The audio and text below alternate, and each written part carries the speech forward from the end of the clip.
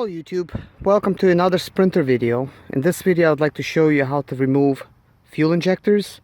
The plan is to go ahead and undo the plastic piece here to reveal the fuel injectors underneath. Then what we're going to do is remove all fuel injectors, disconnect these lines that's going right into the fuel rail, and remove all the electronics.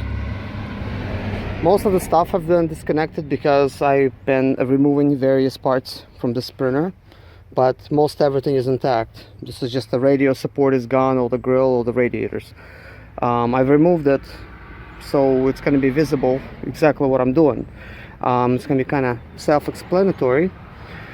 So the plan is, once I'm going to remove all these pieces here, these electronical pieces that goes to the fuel injectors, all those sensors and stuff, I'm gonna remove them. So anyways, the plastic piece I already have removed. You could just remove it like this and set it to the side. Alright, so here are the fuel injectors.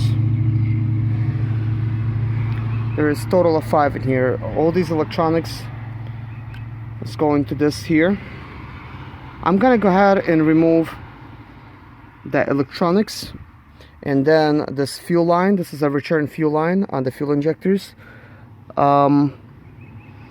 These nozzles, they might be plastic. If yours are plastic, be very careful when removing this. Of course, you first need to remove this little pin here, and this is gonna be the first thing you're gonna need to remove.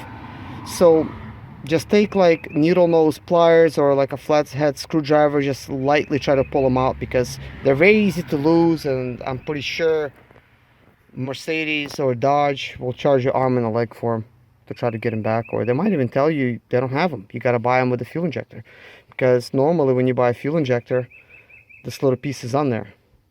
So once you disconnect these little pieces here, start by removing the first line first. Grab it here like with some kind of nice pliers that hopefully maybe that evenly grab, and just like lightly twist and pull it out straight. Do not just try to yank them out of there, because they're easy to break. If you're not gonna break this portion, it's very easy to break this portion, and if you break it, because they're usually very dry and brittle, well, then you're gonna have to buy this whole new fuel line. It's gonna cost you like around $118 at the Mercedes. If you're lucky, if you get some kind of discount, it might cost you somewhere around like $94. So yeah, be careful with that. But another thing is, if you got a Dodge, chances are it's plastic. Just go ahead and buy yourself a nice metal one. With the Mercedes sells them with the metal nozzles, and they're a lot better. That's what I ended up doing. I bought a one with the metal ones, and then you don't have to worry about them falling off, and you know, like, and then you're gonna have like a lot of diesel leaking over here, and of course you're not gonna know that it's leaking because there's a little hole at the back over there. It basically leaks out of the little pipe, so you're gonna have a lot of diesel underneath your vehicle, and you're not gonna know where it's coming from.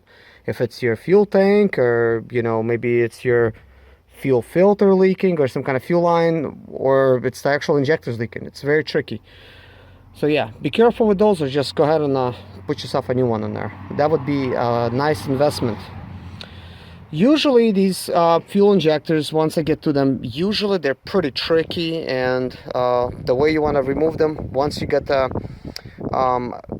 this fuel return line removed, then you'll have to remove the electronics, and it's pretty easy to do that. You just press on this little thing here, and then just kind of pull it out. Usually they're pretty easy to come out, okay? Now some of them might be really stuck in there, depending if it's really dirty. This one seems kind of clean in here, despite some little dust in here, which is nothing. If you got some like Black Death goo in there, yeah, it's gonna be quite difficult to remove everything. I hope I don't run into this situation. Okay, so next you'll need to remove these fuel lines here. So remove that on all of them. And then you're just gonna have one little bolt here to remove one of those. I'll tell you what size that is. Not sure if I remember it exactly. It could be 8mm type of thing, but it's obviously a different head on it, so it might be a different name. Okay guys, a little update. As you can see, I have removed all these extra parts that I was talking about. All the injectors are undone. As you can see, they're all sticking up. I'm gonna show you a tool that I've used. This is what I end up using. I put it in like that, and I actually just use pliers. It's not the ideal way to do it, but if you could get a T40 like on a ratchet or something, that would be probably a lot better. But you want to make sure, you know, to kind of stay thin like this. And I thought I had a proper one, but I don't see it in my kit right now,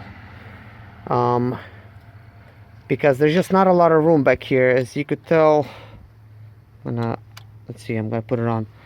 I mean, look the amount of room you have, you see? So you'll have to have something that's gonna be like long, pointy, and maybe like a little ratchet at the end. Yeah, so the first injector came out quite easy. Here it is right here.